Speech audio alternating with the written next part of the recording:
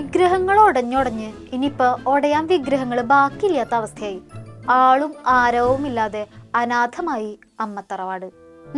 ഇന്നത്തെ അഭിനയം ആരംഭിക്കട്ടെ, തിരശീല ഉയരട്ടെ.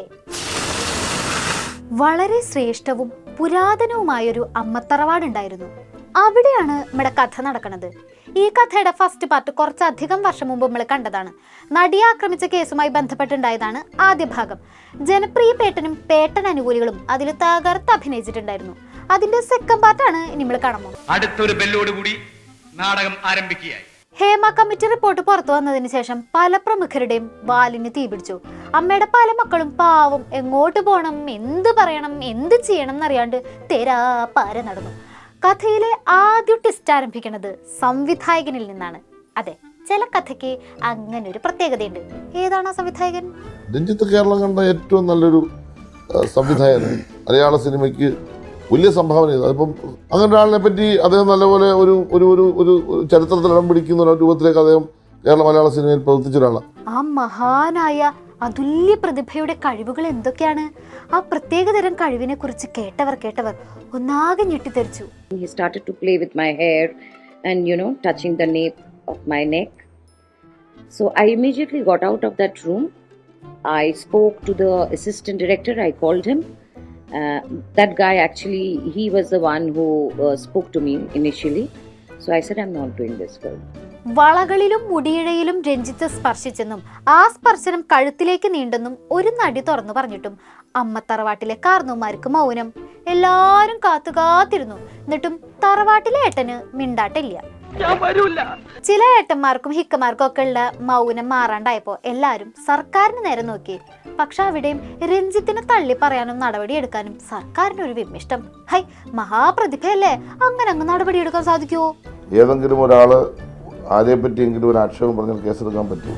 അങ്ങനെ കേസെടുത്ത് കേരളത്തിൽ ഏതെങ്കിലും കേസ് നിലനിന്നിട്ടുണ്ടോ? ആർക്കാണോ ആരോപണം, ആർക്കെതിരെയാണോ അവർ പരാതി തരിക. ആ പരാതിന്മേൽ ആവശ്യമായ തീരുമാനം ഉന്നയിച്ചല്ലോ. ഉന്നയിച്ച സ്ഥിതിക്ക് അവർക്ക് പരാതി തരുന്നതിന് ബുദ്ധിമുട്ടില്ല. പരാതി എടുക്ക്. പരാതി ഇല്ലാതെ ഒരു പരിപാടി ഇവിടെ നടക്കാൻ പോലില്ല മക്കളെ. പൂവലൊന്നും പുത്തരിയല്ല.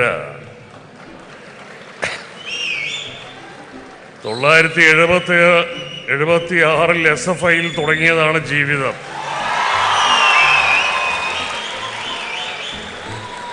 അതുകൊണ്ട് അതൊന്നൊരു വിഷയമൊന്നുമല്ല. അതിനാരും ശ്രമിച്ച് പരാജയപ്പെടുകയും വേണ്ട. ചലച്ചിത്ര അക്കാദമിയിലെ രഞ്ജിത്ത് തമ്പുരാനെ സർക്കാർ എത്രയൊക്കെ സംരക്ഷിക്കാൻ നോക്കിയിട്ടും എല്ലാം പാളിപ്പോയി. പാർട്ടിക്ക് അകത്തുനിന്നും പുറത്തുനിന്നും ഒക്കെ സമ്മർദ്ദം ശക്തമായതോടെ രഞ്ജിത്ത് തമ്പുരാന് ചലച്ചിത്ര അക്കാദമി ചെയർമാൻ കസേരന്ന് ഇറങ്ങി കൊടുക്കേണ്ടി വന്നു. ചലച്ചിത്ര അക്കാദമി ചെയർമാൻ കസേര വിട്ടുകൊടുത്തതിനു മീതെ ഇടുത്തീ പോലെ ആരോപണം ഉന്നയിച്ച നടി പോലീസിൽ പരാതി കൊടുക്കുന്നു. അങ്ങനെ രഞ്ജിത്തിനെതിരെ പോലീസ് കേസെടുക്കുന്നു. ഇപ്പോഴും അമ്മത്തറവാട്ടിലെ ഏട്ടന് മൗനാണ് കേട്ടോ.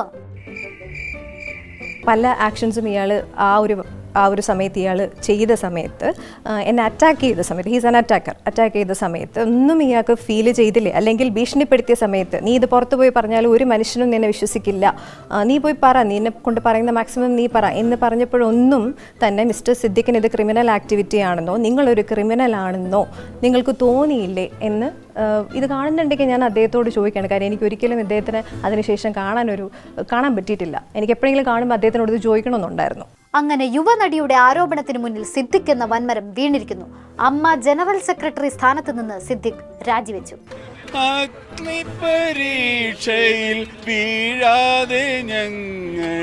എന്താ കഥ?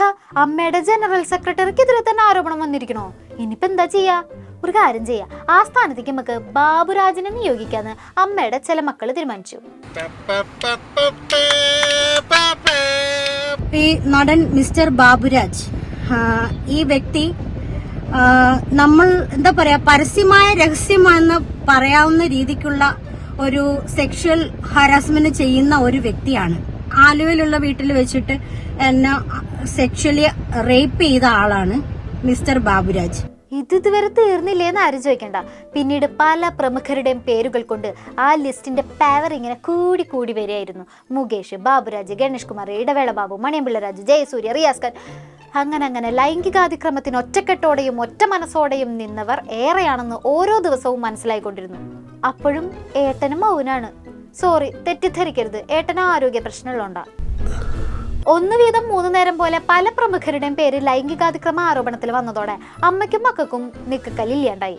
അങ്ങനെ അവരെല്ലാരും കൂടെ ഇനി എന്ത് വേണമെന്ന് കൂട്ടം കൂടിയിരുന്ന് ചർച്ചിക്കാൻ തുടങ്ങി. ചർച്ചിച്ച് എന്താ തീരുമാനിച്ചത്? അമ്മേന്ന് എല്ലാവരും രാജിവെക്കുന്നു. മോഹൻലാൽ അടക്കം 17 അംഗ എക്സിക്യൂട്ടീവ് കമ്മിറ്റി ഒറ്റയടിക്ക് രാജി പ്രഖ്യാപിച്ചിരിക്കുന്നു. എങ്ങനെയുണ്ട്? വെറൈറ്റി അല്ലേ? ഇനി അമ്മയുടെ പ്രതികരണം എന്നും അമ്മ പ്രസിഡന്റിന്റെ പ്രതികരണം എന്നും പറഞ്ഞ് ആരും ആ വഴിക്ക് വരരുതെന്ന് പലരും പറയാതെ പറഞ്ഞു. എനിക്ക് തോന്നുന്നത് അതൊരു എടുത്തിയേട്ടമായി പോയി. കാര്യം ആവശ്യമില്ലാത്തൊരു പരിപാടിയായിപ്പോ എല്ലാവരും കൂടെ രാജിവെക്കേണ്ട കാര്യമില്ലായിരുന്നു. ആരോപിതരായിട്ടുള്ള ആൾക്കാർ മാത്രം രാജിവെച്ചാൽ മതിയായിരുന്നു. ഒരു അനിശ്ചിതത്വം ഉണ്ടായില്ലേ അംഗങ്ങളില്? നിലപാടും ഇല്ല, നടപടിയില്ല. ഞാനൊന്നും അറിഞ്ഞില്ലേ എന്ന് പറഞ്ഞ അമ്മ പ്രസിഡന്റും ടീമും പൊടിയും തട്ടിയിട്ട് പോയി. അമ്മ സംഘടന പിരിച്ചുവിടേണ്ടി വന്നതിൽ ലാലേട്ടൻ പക്ഷെ ഭയങ്കര സെഡാണ് കേട്ടോ. താൻ നേതൃത്വത്തിലിരിക്കുമ്പോ ഇങ്ങനെ വിവാദങ്ങൾ ഉണ്ടായത് ആകെ സങ്കടം ഉണ്ടാക്കിയെന്നാണ് മൂപ്പര് പറയണത്. സിദ്ദിഖ് പക്ഷം, ജഗദീഷ് പക്ഷം, മോഹൻലാൽ പക്ഷം, മമ്മൂട്ടി പക്ഷം, യൂത്തന്മാരുടെ പക്ഷം, യൂത്തന്മാരല്ലാത്തവരുടെ പക്ഷം, അങ്ങനെ പക്ഷങ്ങളെല്ലാം കൂടി കൂട്ടത്തല്ലായപ്പോഴാണ് കൂട്ടുരാജി എന്നുള്ള തീരുമാനം എടുത്തത്. അങ്ങനെ ശോകമൂകമായി അമ്മത്തറവാടി. പുതിയ കമ്മിറ്റി ചേർന്ന് ഇത്ര പെട്ടെന്നൊരു ക്ലൈമാക്സ്. So sad. എന്തായാലും ക്ലൈമാക്സ് ഇത്ര ത്രില്ലിംഗ് ആക്കിയ ആളവിടെ. Where is the king? പണ്ടിയുടെ വേള ബാബുവിന്റെ അടുത്ത് ഒരു മാധ്യമ പ്രവർത്തക പ്രതികരണത്തിന് ചെന്നപ്പോ മൂപ്പര് ചോദിച്ചൊരു ചോദ്യമുണ്ട്. WCC അങ്ങനൊക്കെ ഒരു സംഘടന ഉണ്ടോന്ന്. ഇന്റർവെല്ലിന് ശേഷം അമ്മയോ അങ്ങനൊക്കെ ഒരു സംഘടന ഉണ്ടോ? അമ്മയ്ക്ക് ഇനി പുതിയ നേതൃത്വം ഉണ്ടാവും. മാറ്റം വരട്ടെ. ഉടയേണ്ടവയൊക്കെ ഉടച്ചു വാർക്കാം. നല്ല പിള്ള ചമഞ്ഞിരിക്കുന്ന എല്ലാവരുടെയും മുഖം മൂടി അഴിഞ്ഞു വീഴട്ടെ. നിയമ നടപടികൾ ഉണ്ടാവട്ടെ. സ്വന്തം തൊഴിലിടത്തിൽ നിന്നുണ്ടായ മോശം അനുഭവങ്ങളെ പൊതുസമൂഹത്തിൽ തുറന്നു കാണിച്ച പെണ്ണുങ്ങളെ നിങ്ങളൊക്കെ പൊളിയാണ്. എന്നാൽ ശരി, ബാക്കി വിശേഷങ്ങളുമായി ഇനി നാളെ കാണാം. നന്ദി, നമസ്കാരം.